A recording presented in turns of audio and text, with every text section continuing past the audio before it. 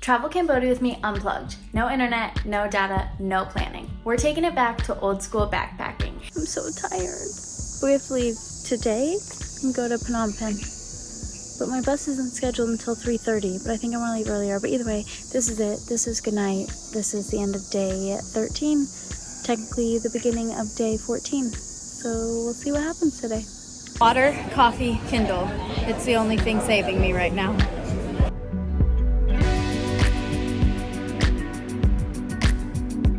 Are on our way to Phnom Penh. The bus has just stopped, and so we're just taking a bathroom break and getting some snacks. I am exhausted and so tired and running on no sleep, and I'm just becoming really bad at filming everything, and I'm sorry. I think today's probably gonna be a short video.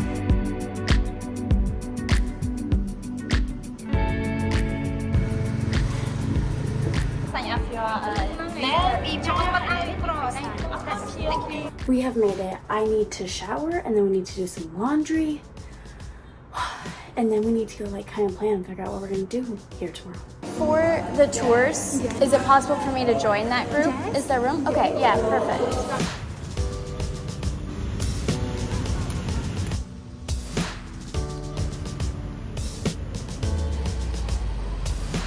10 out of 10, recommend this hostel. Great location. I just got done walking out along the river. It's really nice.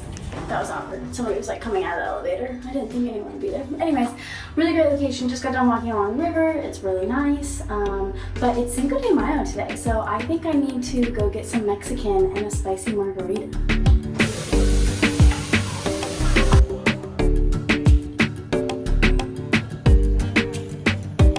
I tell you what, nothing makes a white girl happier than margaritas and Mexican food. That Mexican was delicious, so good. I highly recommend when you're in Phnom Penh, go to Mexicano. The margaritas are so tasty. We are back at the hostel, and we are about to turn the phone back on to internet, which seems so weird, actually plugging in a Wi-Fi password. Yeah, it seems strange, even though that should be the normal. But before we do that, I want to go over some of the biggest lessons that I've learned in the last 14 days. Number one being that Cambodians are seriously some of the friendliest people ever. Always smiling, always laughing, also always just offering you food and always trying to make sure you're having a good time and giving you things. With that, I want to say that I felt so safe in Cambodia, and that's not having any internet. That's not letting anyone know where I'm at, which that's number one thing to do as a solo female traveler is let people know where you're at, let people know where you're staying at once you've made it to a new town or place. And I obviously was never able to do that, and I still felt so safe. Next, my favorite memory, which leads back into Cambodians, has to be when I was drinking beer with Nob, my tour guide in Ratanakiri. I think that was probably day 8. We went to his uncle's farm, and I just sat around having dinner with them and drinking beers. They didn't speak English, only my tour guide Nob did, but it was so much fun. Just the hospitality from Cambodians. It's next level. It's top notch. Okay, the next one, word of mouth is gonna give you the best options.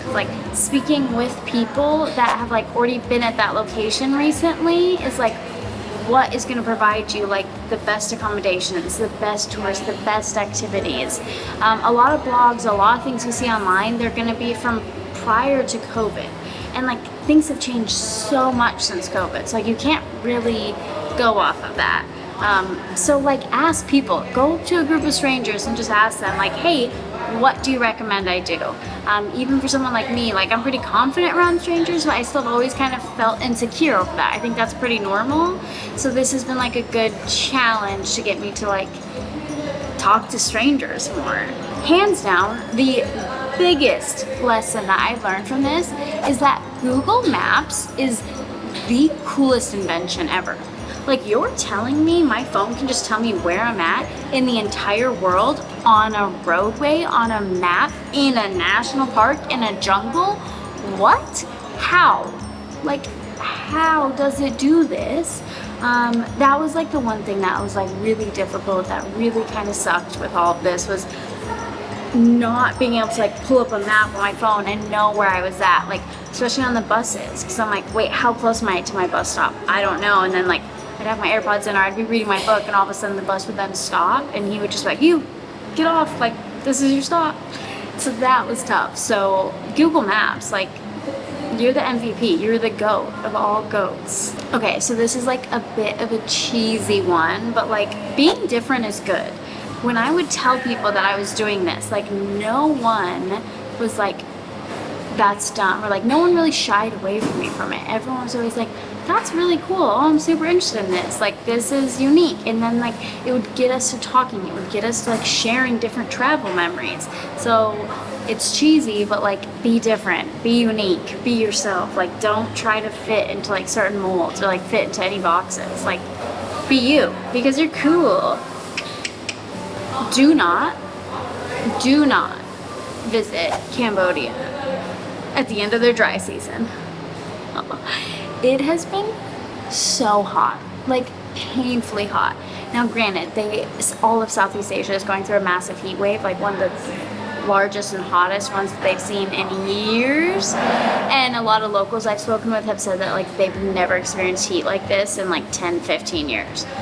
So maybe that's part of it, but like Cambodia is such a luscious country, like green, luscious, jungle luscious, that a lot of it was just kind of dead and brown. And I feel like Cambodia would definitely be a country that'd be really cool to see when it's like just green and really pretty, and a bunch of waterfalls. There's a ton of waterfalls, but they're all like bone dry. Okay, and so now we're gonna turn my phone back on. Oh man, either I'm gonna be super popular or like nobody's gonna like me. Dun dun dun. It feels weird logging into Wi-Fi. I know that shouldn't feel weird. Oh, incorrect password. What? Ding! Ding! That's like a dopamine rush. That is such a hit. That's actually really interesting. People always talk about how like social media and like your cell phones give you such like a hit and such a rush. And I feel like I've always known that, but like actually like all the like, okay, go away.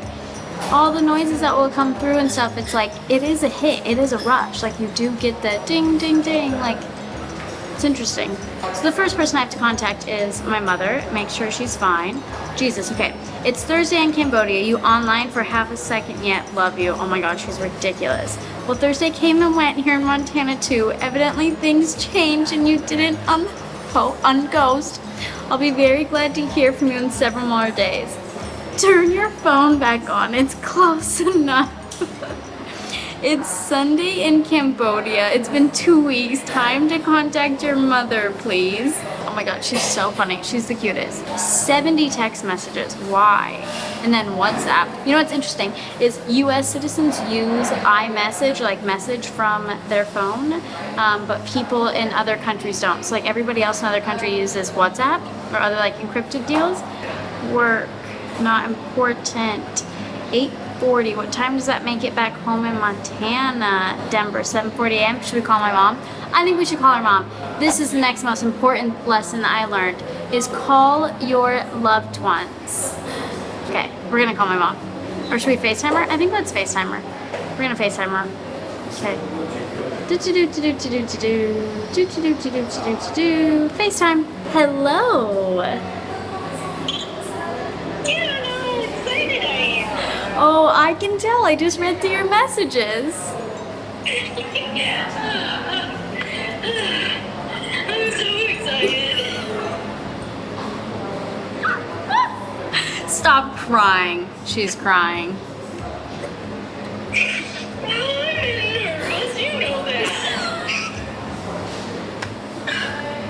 The travel aspect has actually been really easy, and that was something I like thought was gonna be really difficult, but it wasn't. The travel aspect was like super easy, not difficult at all.